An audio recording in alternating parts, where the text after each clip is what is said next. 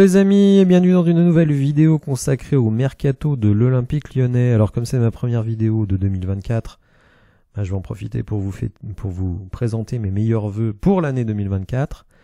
Vœux de santé, de réussite dans tous les domaines, que ce soit amoureux ou dans les affaires et peut-être dans le sport. Et évidemment, en tant que supporter de l'Olympique Lyonnais, on espère vivre une deuxième partie de saison un peu excitante, que ce soit en termes de Coupe de France ou une sorte de remontada au classement général. Nous sommes actuellement 15e, quand même très très loin des places européennes et pas si éloigné des places de relégables. Donc il ne faut pas s'enflammer, d'autant que, vous le savez, il y a la CAN qui vient un petit peu perturber nos plans, mais aussi des départs importants de joueurs, pour le moment non remplacés, mais on verra ça en deuxième partie de vidéo. On va commencer avec deux arrivants, peut-être que eux vont nous aider dans notre reconquête de la deuxième partie de saison. Donc Lucas Perry à gauche, le grand gaillard, et à droite, Adrielson. Donc un gardien de but et un défenseur central, vous le savez, qui arrive de Botafogo. Pour leur arrivée, on parle d'une somme de 20 millions globale, qu'on pourrait à mon avis décomposer en 15 millions pour Lucas Perry et 5 millions pour Adrielson.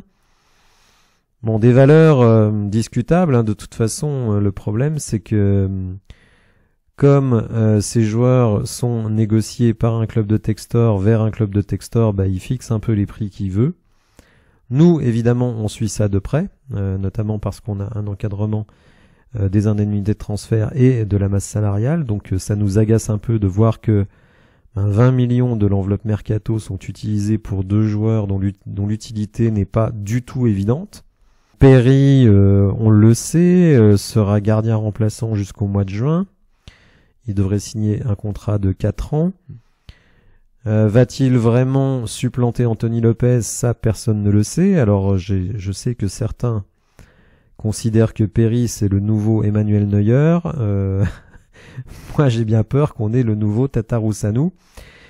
Quant à Adrielson, j'ai dans une vidéo récente, justement consacrée en partie à Adrielson, évoqué le rapport qui a été fait par Datascout, et un rapport pas très élogieux sur le joueur, puisque contrairement à beaucoup de supporters de l'Olympique Lyonnais, y compris moi, je pense qu'on est très peu à avoir vu des matchs en entier de ces deux joueurs. C'est le seul moyen de voir ce qu'ils valent réellement, donc voir plusieurs matchs en entier. Et le rapport sur Adrielson n'est pas terrible du tout. Comme je l'avais qualifié, c'est un peu le Diomande brésilien. Alors peut-être que pour certains c'est un qualificatif positif. Je laisserai chacun juge. En tout cas, et c'est vrai que 20 millions ça nous paraît beaucoup, donc pour deux joueurs qui sont remplaçants, qui n'ont absolument aucune référence, si ce n'est une demi-saison à Botafogo. Déjà, championnat brésilien, vous le savez, qui n'est pas d'un niveau très élevé, puisque la plupart des meilleurs joueurs partent jouer à l'étranger. Qu'au Brésil, vous avez des jeunes vedettes, mais qui, dès qu'elles sont à peu près bonnes, partent à 16, 17, 18 ans. Et des vétérans qui viennent finir leur carrière là-bas, et toute une kyrielle de joueurs moyens. Je pense qu'Adrielson fait partie de ces joueurs moyens. Et Lucas Perry, je pense que on va peut-être se rendre compte que lui aussi est un gardien très moyen. Je ne veux pas faire de procès d'intention, mais j'ai toujours du mal à croire que des mecs qui arrivent à 25 ans, tout à coup, deviennent des superstars mondiales du foot. Alors certains me diront, oui, mais ils ont été pris en sélection quand même. Alors oui, mais si on veut être honnête, ou un petit peu de mauvaise foi, on peut dire qu'en sélection, Adrielson fait face à peu de concurrence, parce que un des postes délicats pour les Brésiliens, notamment depuis que Thiago Silva approche quand même les 40 ans, et que Marquinhos est un petit peu en difficulté, c'est difficile de trouver des défenseurs centraux très efficaces. Et Perry, donc qui lui est gardien de but remplaçant, si je voulais faire un parallèle, je le ferais avec Alphonse Areola, qui est 3e gardien de l'équipe de France, mais je pense qu'on ne peut pas dire que c'est le 3e meilleur gardien français. Vous savez, les équilibres d'une équipe nationale, c'est aussi de prendre des mecs qui sont pas très loin d'avoir le niveau, mais surtout qui sont déjà contents d'être là et qui vont casser les pieds à personne s'ils ne jouent pas. Alors, ça m'a amené ces derniers temps à réfléchir un petit peu à ces montants. C'est vrai que j'étais assez remonté contre John Textor, puisque j'estime que entre l'année dernière où il fait venir Jeffinho pour 10 millions et Perry Adrielson pour a priori 20 millions, ça veut dire qu'en un an, on a lâché 30 millions à Botafogo. Pourquoi? Pour le moment, pour pas grand-chose, puisque Jeffinho est déjà reparti et que Perry Adrielson n'apporte absolument aucune garantie. Et c'est là que j'ai pensé au cas Nuama, parce qu'en fait, c'est au doigt mouillé ce que je vais dire, mais bon, on va voir quand même qu'il y a une certaine base là-dedans. Vous le voyez aujourd'hui, la valeur marchande de Jeffinho, c'est 5 millions d'euros. Bon, donc déjà 2 fois moins que ce qu'on l'a payé. Il faut dire qu'il sort de 12 mois pas très concluants. 2 buts marqués, alors un mémorable à Monaco, puisque ça nous permet de remporter le match, mais bon, on va dire il est là au bon moment, on peut pas dire non plus qu'il ait fait une entrée exceptionnelle. Et puis un but à Nice, bon, qui ne servait pas à grand chose, puisque on a perdu ce match 3-1. Vous allez voir que quand il arrive à l'Olympique Lyonnais, VM c'est la valeur marchande et ça c'est le montant du transfert. Donc vous voyez que il arrive pour un transfert de 10 millions alors que sa valeur marchande en janvier 2023 c'est 1,5 million. Donc un rapport de 1 à 6 pour ce transfert. Si on veut être purement mathématique, on peut dire qu'on a surpayé 8,5 millions sur Jeffinho. Et la valeur, c'est qu'aujourd'hui, eh bien, il ne vaut plus que 5 millions.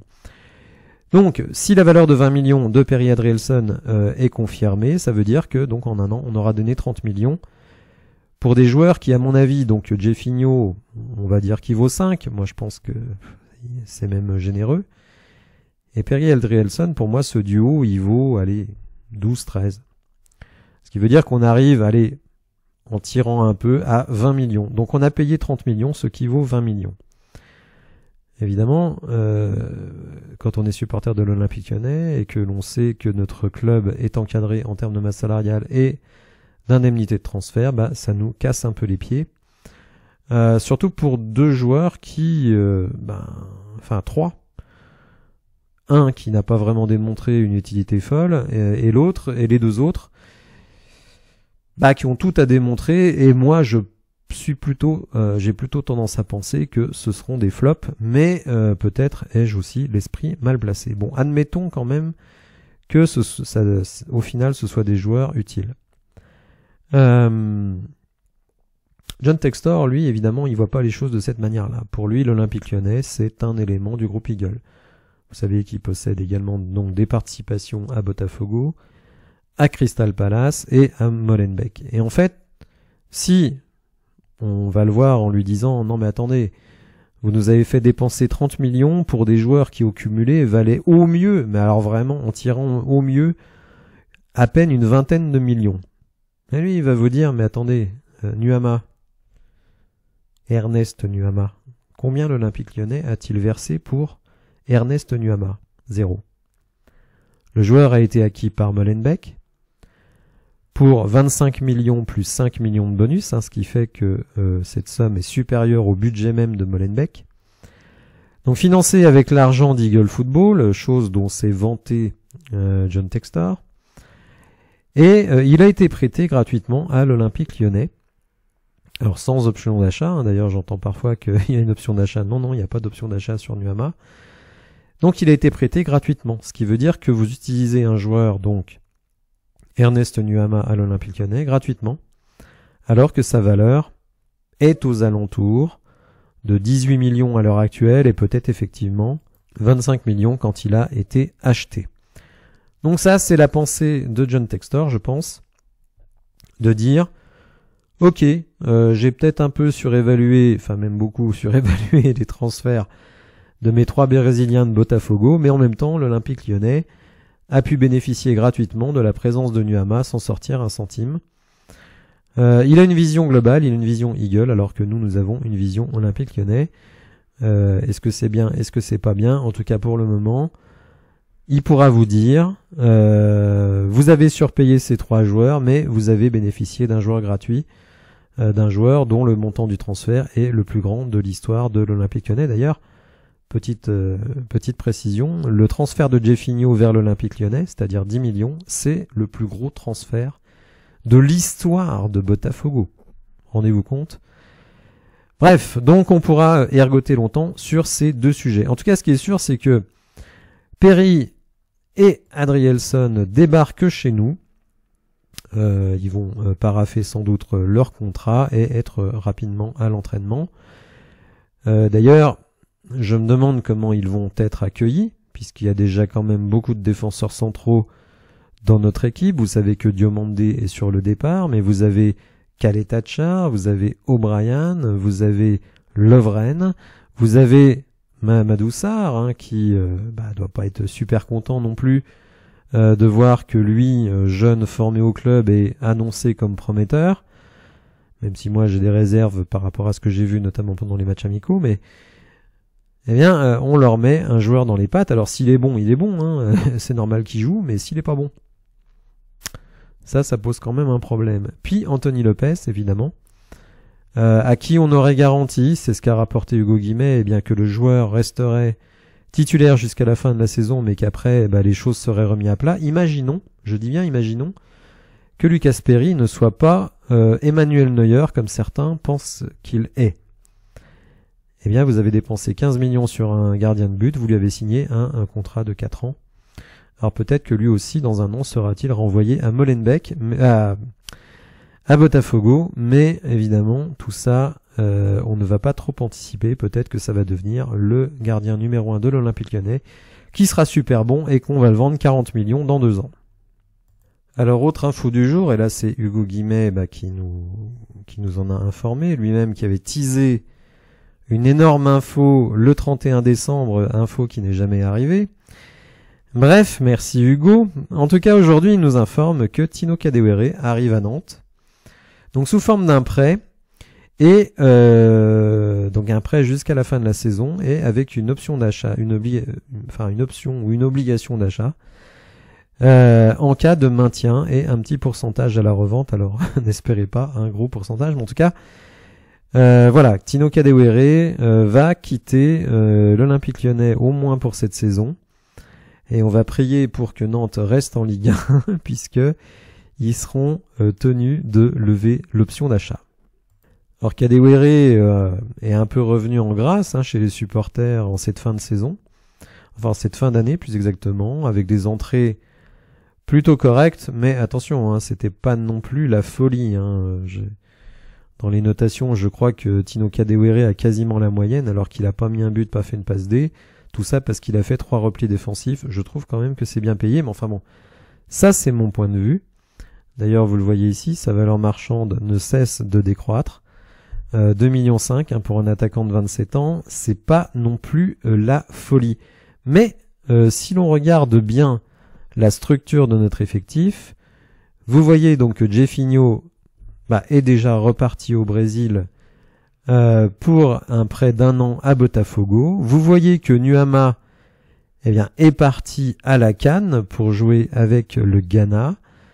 Et évidemment, Kadewere, qui, je crois, est attendu le 7, il me semble avoir lu ça quelque part, le 7 janvier à Nantes, ce qui veut dire que vous avez 1, 2, 3 de nos ailiers qui vont être absents tout le mois de janvier, puisque Nuama reviendra à la fin de la CAN, mais Jefinho et Kadewere sont partis. Ce qui veut dire que, en l'état actuel des choses, vous avez, pour accompagner Lacazette en attaque, Diego Moreira et Mama Baldé, avec éventuellement Ryan Cherki. Je trouve que ça fait quand même un petit peu léger. Ce qui m'amène à penser que l'Olympique Lyonnais nous prépare du très très lourd. Parce que je ne comprendrai pas que, alors qu'on va jouer en Coupe de France, que l'on va ensuite se déplacer au Havre, match très important où il serait bon de prendre au moins 1 point, on puisse y aller avec Diego Moreira, Mama Baldé et Alexandre Lacazette en attaque avec éventuellement Cherki. Je suis quand même très surpris notamment du prêt de Jefinho. Je ne comprends pas que Jefinho parte d'ores et déjà au Brésil alors qu'on n'a pas encore trouvé de solution de rechange. Donc on se retrouve avec 3 ailiers qui s'en vont et personne pour les remplacer, si ce n'est les mecs qui sont déjà là et qui n'ont pas été bons. Donc ça me laisse penser, ou alors c'est que vraiment on fait n'importe quoi à l'Olympique Lyonnais, ça me laisse penser que dans les jours très très proches, de très grosses signatures pourraient intervenir. Alors parmi les joueurs évoqués, une qui a déjà été évoquée depuis quelques jours, celle de Saïd Benrahma, qui évolue actuellement à West Ham, qui a perdu sa place de titulaire. Bon, j'ai expliqué en long, en large et en travers sa situation à West Ham. Et une info est sortie il y a 2-3 jours que je n'ai pas repris parce qu'elle me paraissait délirante. L'Olympique Lyonnais aurait fait une proposition de 24 millions, et bien entendu, 24 millions pour Benrahma. Alors ça, j'avoue que ça m'a énormément surpris. Et aujourd'hui, le site Olympique et Lyonnais, donc qui n'a pas trop l'habitude de raconter des saucisses, confirme, alors non pas la proposition de l'Olympique Lyonnais de 24 millions, mais que West Ham réclame 23 millions d'euros pour Benrahma. Alors ça, je trouverais ça quand même fou que l'on dépense une telle somme sur ce joueur, qui est un bon joueur, hein, ça y a pas de souci, mais 23 millions, ce serait quand même du grand n'importe quoi. Mais avec John Textor et ses sbires, je m'attends vraiment à tout. Donc pour résumer la vidéo, donc 2 arrivées, certains sont hypés, vous avez compris que moi je ne l'étais pas tellement. Et évidemment, 3 départs, mais 3 départs qui déplument totalement notre secteur offensif. Kadewere qui part en prêt, Jefinho qui part en prêt, prêt gratuit, hein, je le précise pour Jefinho, et Ernest Nuamah qui part à la CAN, donc ce qui fait que vous n'avez quasiment plus personne sur le front de l'attaque, si ce n'est Ryan Cherki pour venir comme milieu offensif. Et donc ça me laisse à penser, mais peut-être me fais-je de grosses illusions, que des signatures importantes vont intervenir, notamment des signatures d'ailiers, puisqu'on a besoin d'ailiers pour le départ de Nuamah à la CAN et le prêt des 2 autres, mais tout simplement parce qu'on n'en a pas, et que Diego Moreira n'est pas la solution, loin de là. Bref, n'hésitez pas à me dire ce que vous pensez de tous ces sujets dans les commentaires. Si vous avez apprécié la vidéo, n'hésitez pas à la liker, à vous abonner à la chaîne. Et je vous dis à bientôt pour de nouvelles infos. Merci, au revoir.